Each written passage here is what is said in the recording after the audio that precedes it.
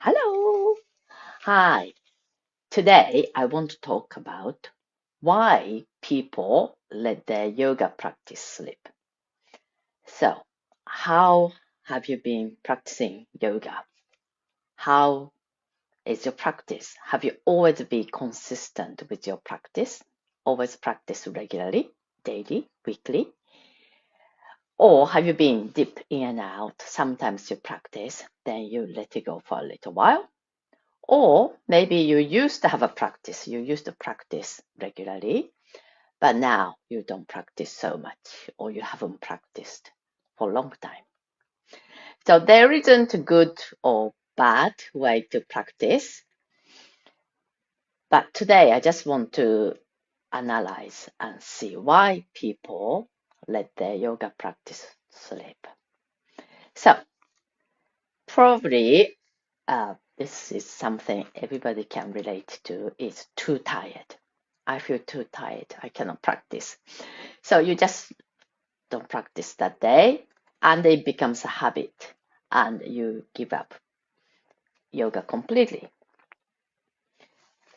But think about it. When you're tired and when you skip yoga, what do you do instead? Do you watch TV? Sit in couch in a sofa and watch TV on Netflix? Or do you just sit and scroll phone, going through social media?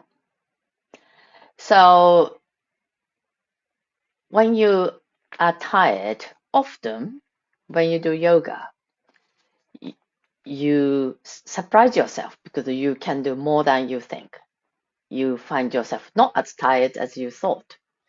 And often you come out feeling refreshed and energized.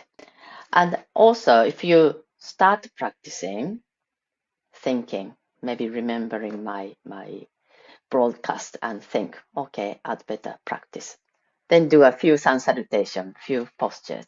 And if you still feel tired, then you can just meditate, you can breathe, you can do long shavasana, long relaxation. So it doesn't have to be posture based yoga. You can just do some stretches, some postures you like, stay in child pose, some relaxing postures, and that help you to recover from your tiredness. Another reason people let yoga slip is I'm too busy. I have too much going on. But the thing is, when you're busy, that's when you really do need yoga. And you probably feel it yourself. Oh, I'm too busy. I can't do yoga. But I really feel I need yoga. So it doesn't have to be 60 minutes full on yoga. It can only be like 20 minutes. And the thing is, even if you don't do yoga, it's not that your to-do list is getting any shorter. If you just roll out your mat, do 20 minutes of focus practice, then you feel more energized, you feel more clear-minded, you feel more grounded, and you often become more productive. So again, even if you feel you don't have time, if you somehow create time 20 minutes to get on the mat, then that really helps to manage your time better. Okay, third reason is it's lovely today in the UK, but in winter you feel, oh, it's too wet, too dark, too cold to go out to yoga class, especially in winter when the evening gets dark very early. Then after work, just get out of the house in the darkness, go to yoga class may seem like such a hardship. So that's why I really recommend it's a good idea that you enroll for your yoga class. The fact is, if you pay and if you enroll, you're more likely to go to your yoga class. And if you go, if you just push yourself and go, you've never regret. You always feel better for doing yoga. So my recommendation is to sort of pre-commit to your yoga class. And also, if you really find it difficult to get out of the house in winter, then do online class. It's so you cut the commuting time, so you have shorter yoga commitment time, and you don't need to get out of the house, and you get just the same benefit in your own house. There are so many online yoga classes you can enroll. And I do recommend to actually join the live class rather than video class. Videos are useful, but it's a bit harder to discipline yourself to find time to do video yoga class. If you commit to online class, live class, then they'll make you more likely to make you go on your mat. And also, there's just something quite magical about being in a live class and make you practice more focused. So that's my recommendation. And fourth reason people let yoga practice is there's too much going on in my life. And it's true, I get it. Life can be sometimes tricky and lots of things happened. And sometimes you have to put other people's needs first before your own. So you cannot always prioritize your yoga practice. Sometimes your yoga practice goes down on your priority list. So that happens. That's life. So that's okay. But at the same time, I want to tell you that for many people, yoga is the rock in their life, especially when life is a little bit up and down, turbulent. So yoga is, for most people, for many people, yoga is a sanctuary when you're having a difficult time. It's a place you just have time for yourself for half an hour, for 60 minutes. You come out of your mind and to get into your body, into your breath. And just step out of whatever going on in your life. And you recharge, you energize.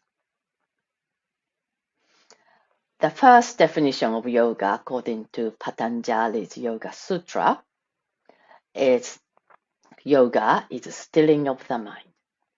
So we do lots of postures, lots of asanas.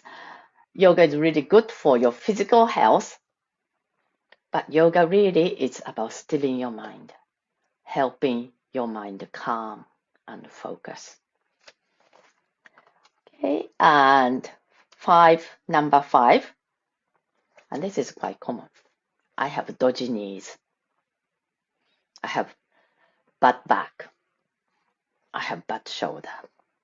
So these injuries stop people practicing. But my recommendation is you still keep up your practice. So just skip or modify the postures you cannot do or you find it difficult. Don't push through the pain because that never helps. But just modify, just do only one side or do something easier on the injured side. Or skip that posture altogether. There are so many other postures you can do. So do the ones you can and just keep up the practice and come back to it after a little while. Generally speaking,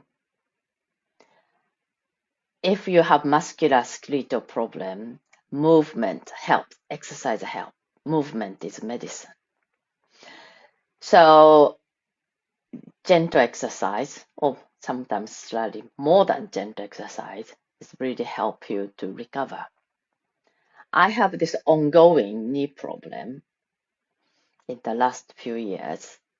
I had it quite bad for a while, but now I'm fine. But every now and then it comes back and it feels slightly swollen or I feel pain.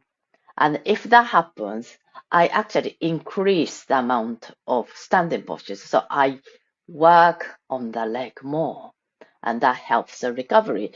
So remember your movement, not necessarily yoga, but movement is medicine. So don't rest. Don't stop altogether unless you have been advised to do so.